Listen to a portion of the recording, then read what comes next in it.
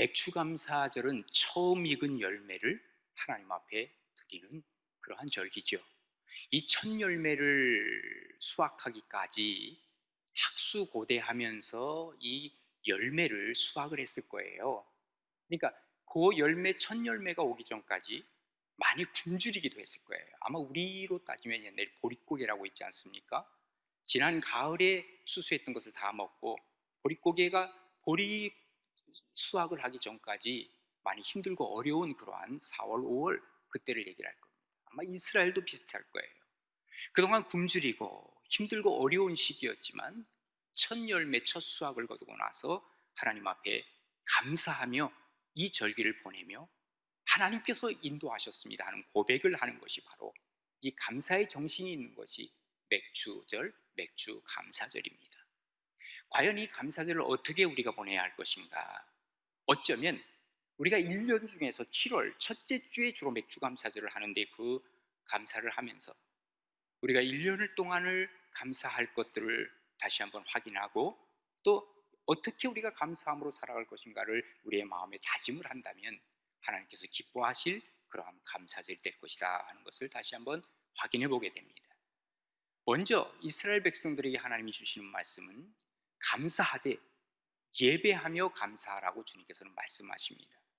오늘 본문 17절에서부터 20절까지 우리가 쭉 보면은요, 여기 제사가 계속 나옵니다. 예를 들면 17절, 너희의 처소에서 10분의 2 에바로 만든 떡 2개를 가져다가 흔들지니 이는 고운 가루에 누룩을 넣어서 구운 것이요 이는 첫 요제. 첫 요제를 하나님께 드리라고 했고요.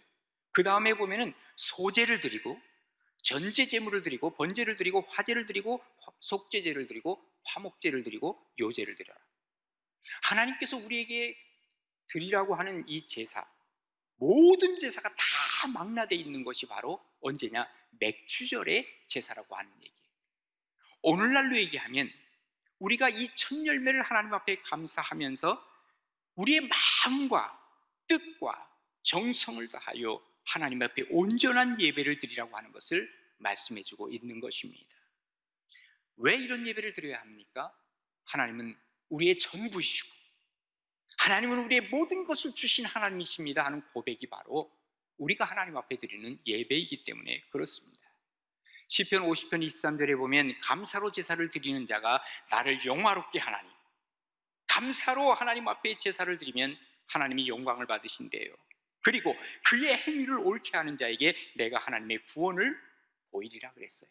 하나님께서 우리에게 함께 하시고 구원하시는 역사를 보여주시는 것이 바로 뭐냐면 우리가 감사함으로 예배드리는 것, 바로 맥주절의 감사가 이런 감사로 하나님 앞에 드려지는 예배라는 것을 우리에게 알려주고 있는 것입니다. 첫 열매라 그랬습니다. 첫 열매가 과연 많을까요, 적을까요?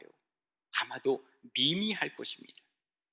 정말 적고 작은 이 열매를 보면서 하나님 앞에서 더 크고 풍성한 하나님의 은혜를 생각하면서 감사할 수 있다는 것은 뭘 의미하겠습니까? 이것은 곧 믿음으로 하는 감사라고 얘기할 수 있을 것입니다. 여러분 엘리야를 아시잖아요? 엘리야가 하나님 앞에 비 오기를 간절히 기도했습니다. 그렇게 기도하다가 사환을 보내서 혹시 지금 밖에 기상을 봐라 했더니 거기에 손바닥만한 구름이 하나 떠올랐습니다. 그것을 보고 하나님 비를 주신다. 그래서 왕에게 가서 뭐라고 얘기하라 그랬냐면 지금 큰 비가 올 것입니다. 빨리 챙겨서 내려가십시오 라고 얘기를 했어요. 아니 손바닥만한 구름을 보고 지금 큰 비가 올 것을 예견했다고 하는 것은 이것은 믿음을 가지지 않고서는 이렇게 얘기할 수 없었던 것입니다. 우리가 조그만 것 하나님 앞에 뭔가 받았어요. 이걸 보고 이걸 하나님이 더 큰 것으로 주실 것을 믿음으로 보고 하나님 앞에 감사한다. 이게 바로 맥추절의 정신이라 하는 얘기입니다. 한동안 소확행이라는 말들이 우리 가운데 유행했습니다.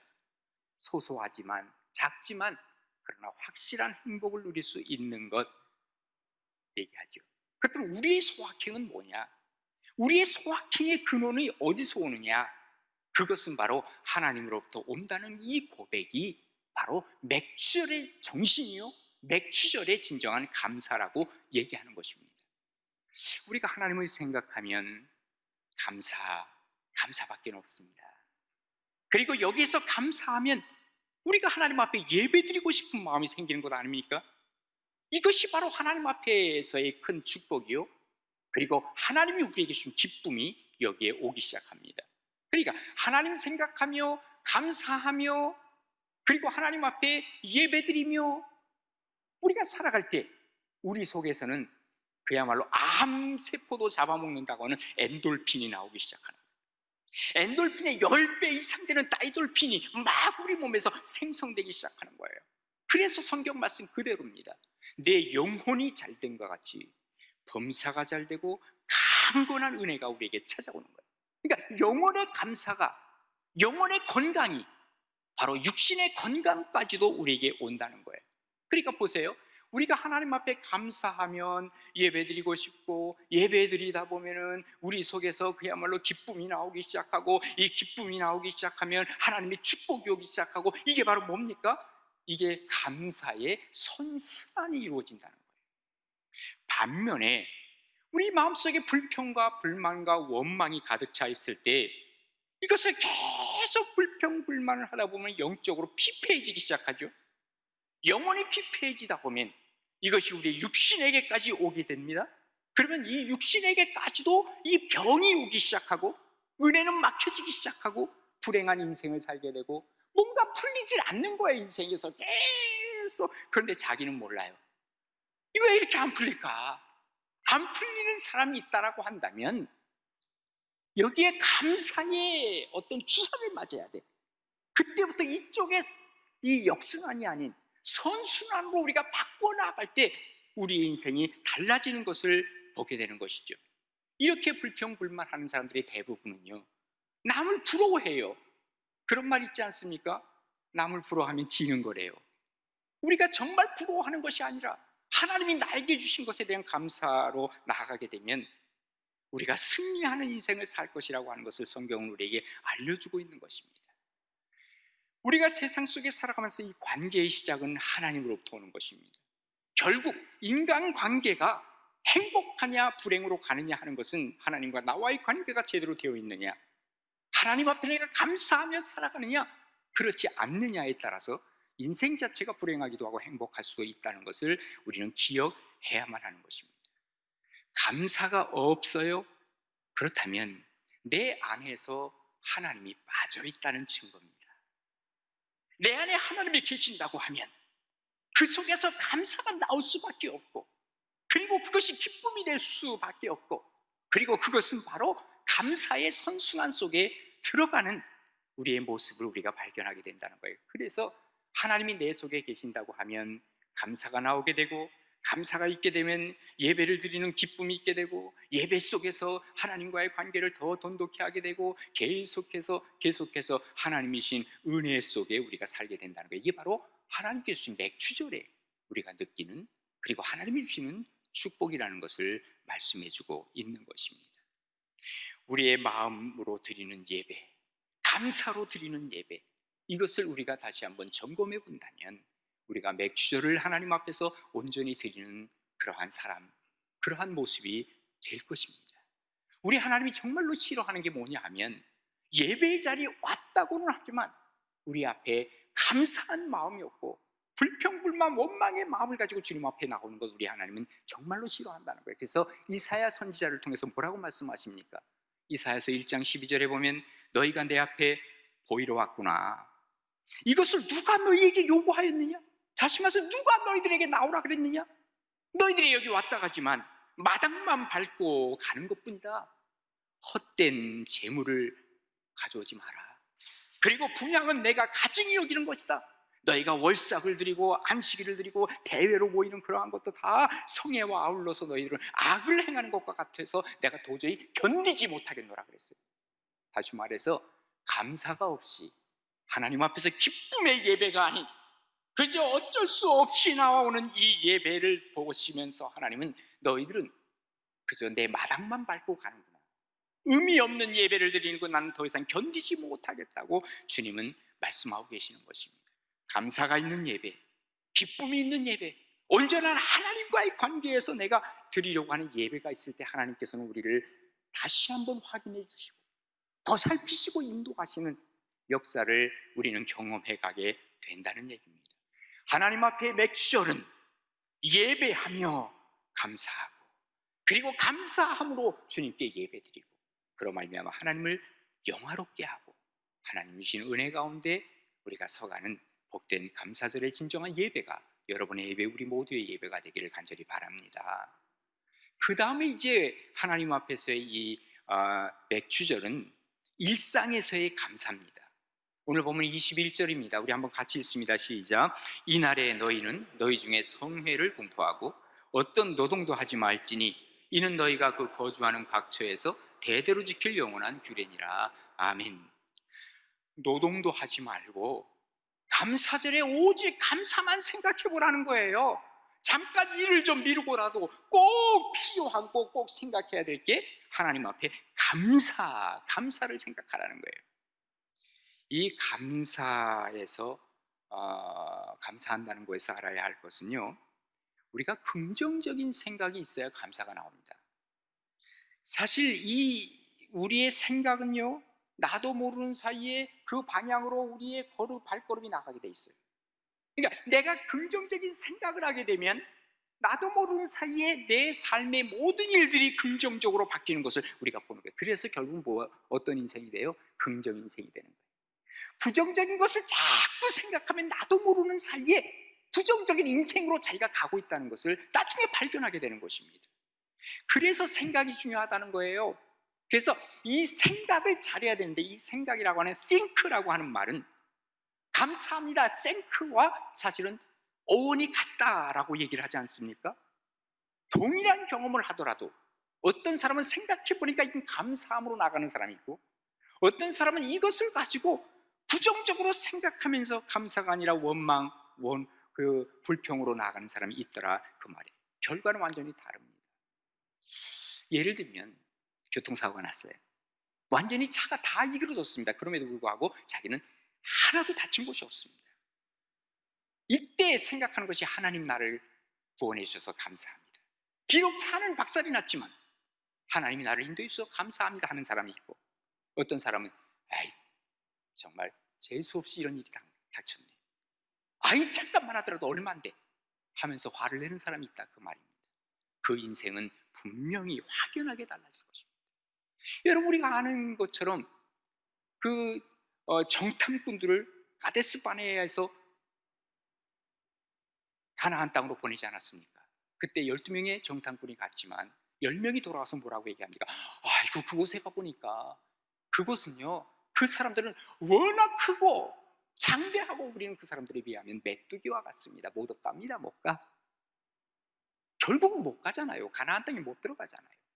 그런데 여호수아와 갈렙은 어떻게 보고를 합니까? 와, 이건 하나님이 주신 것입니다. 우리가 그곳에 갈 수 있습니다.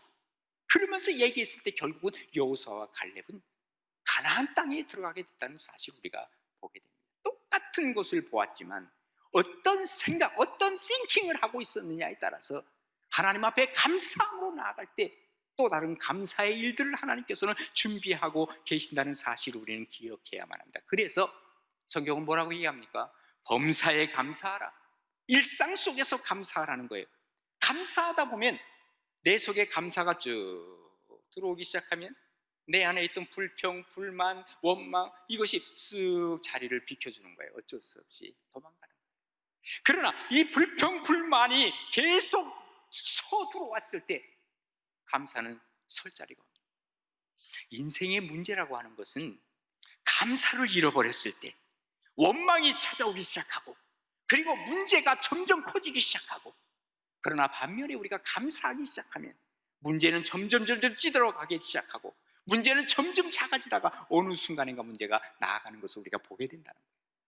요즘 코로나19로 말미암아 많이 힘들잖아요. 모두 다 힘들잖아요. 그럼 여기서 무슨 우리가 코로나 때문에 감사할 게 있을까? 예? 과거에 하나님 베푸신 은혜를 한번 생각해 보자고요. 우리가 마스크 쓰고 예배 드립니까? 편안하게, 그리고 우리 주변의 사람들과 인사하면서 악수하면서 우리가 마음껏 예배 드리지 않았습니까? 얼마나 감사했습니까? 여기에 우리가 다시 옛날에 베풀었던 하나님의 은혜를 우리가 감사할 수 있어야 된다. 우리가 그동안 하나님 앞에 빚을 너무 많이 진 것 아닙니까? 상황 때문에 우리가 원망하는 것이 아닙니다. 상황 때문에 감사하지 못하는 것이 아닙니다. 어떤 상황 속에서도 하나님 앞에 감사하는 게 바로 맥추절의 감사입니다. 바로 적은 소출이에요. 많지 않아요. 그럼에도 불구하고 그것을 바라보면서 하나님 감사합니다, 이게 바로 맥추절의 감사라 그 말이에요. 정말로 우리가 감사할 것을 찾으려고 한다면 어떤 상황 때문에 감사가 아니라 하나님 때문에 우리가 감사할 수 있고, 내가 어떤 조건 속에서도 하나님을 찬양하며 감사할 수 있다는 거 아닙니까? 오래전의 일이지만 혹시 아웅산 사건을 여러분 기억하시는지 모르겠습니다. 이 예전에 버마였죠. 지금은 미얀마라 그러는 곳에 우리나라 관료들과 대통령이 거기 갔습니다. 그런데 그곳에서, 북한에서 설치한 부비트레이 이런 것들이, 거기 폭탄이 터지면서 17분의 장관급 사람들이 다 돌아가셨습니다. 그 중에 한 사람이 이범석이라고 하는 그 당시 외무부 장관이었죠. 근데 그분이 이제 장례식 때에, 참 우리나라 기자들도요, 별의별 다 물어봐. 지금 슬픔에 있는데 그 16살 딸이에요. 그 딸아이에게 뭘 물어봤느냐면요, 지금 심경이 어떠냐고. 그런데 아무튼 이 16살 이 딸애가 뭐라고 얘기하는 줄 아십니까? 전 지금도 이것이 기억이 납니다. 저를 그토록 사랑해 주신 정말 귀하고 훌륭한 우리 아빠를 16년 동안 제 곁에 보내주신 하나님께 감사를 드립니다. 상황이 문제가 아니라는 거예요. 어떤 일상 속에서 하나님 앞에 감사하는 게, 이게 바로 믿음이라는 거예요. 굳이 왜 하나님께서는 맥추절을 꼭 지키라고 하셨겠는가? 이것은 작은 일에서도 하나님 앞에 감사하는 것을 표현하라고, 하나님께 감사를 표현하라는 거예요. 뭐 그저 마음이 중요하죠. 마음이 중요하죠. 그러나 마음과 함께 행동이 없으면 그 행동은 무의미한 것 아닙니까? 우리가 마음과 행동이 일치할 때 비로소 우리는 하나님 앞에서 온전히 살아갑니다. 하나님은 이러한 감사하는 자를 정말 귀하게 보십니다. 하나님이 정말 싫어하는 사람 중에 하나가 누구냐면, 불평하고 불만하고 마음속에 뭔가 원망으로 살아가는 사람들, 이런 사람은 하나님이 없다라고 하는 것과도 같은 마음이라고 말이에요.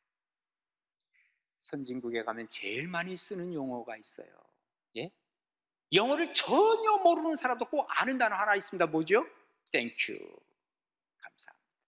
선진국에서는요, 감사하다는 말을 너무너무 많이 써. 그러나 후진국으로 가면 갈수록 그 말수가 적어드는 게 바로 뭐냐면 감사합니다. 그렇습니다. 하나님 앞에서의 감사가 더 큰 축복과 은혜인 것을 우리에게 알려주고 있죠. 일상에서의 감사, 이것이 바로 맥주절의 감사의 정신인 것을 우리가 보면서 나는 무엇을 어떻게 감사하며 살아가는가, 여러분 감사하며 살아가는 복된 여러분 되시기를 바랍니다. 마지막으로 우리가 보는 것은, 이 감사는요, 나 혼자만의 감사가 아니라 나누는 감사예요. 우리 22절입니다. 같이 읽습니다. 너희 땅에 곡물을 벨 때에 반 모퉁이까지 다 베지 말고 떨어진 것을 줍지 말고 그것을 가난한 자와 거류민을 위하여 남겨두라. 나는 너희의 하나님 여호와이니라. 아멘. 첫 열매로, 첫 곡식으로 하나님 앞에 감사하는데, 아까 말씀드렸잖아요, 첫 열매, 첫 곡식이 많지 않아요.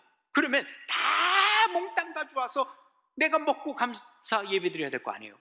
그런데 하나님은 뭐라고 얘기하냐면, 다 거두지 말아라. 그리고 반 모퉁이는 좀 내버려둬라. 그리고 이삭이 떨어진 거는 그거 주워오지 마라. 왜? 거기 거류민들과 그리고 가난한 자들이 그거 주워 먹도록 해라. 이게 바로 뭐예요? 맥주절의 정신이라. 나누는 정신이에요. 이 맥주절은 즐겁고 감사한 날인데 너 혼자만 감사하고 즐거워하지 마라. 다른 사람도 감사한 일들을 만들어줘라. 이거예요. 왜 그렇습니까?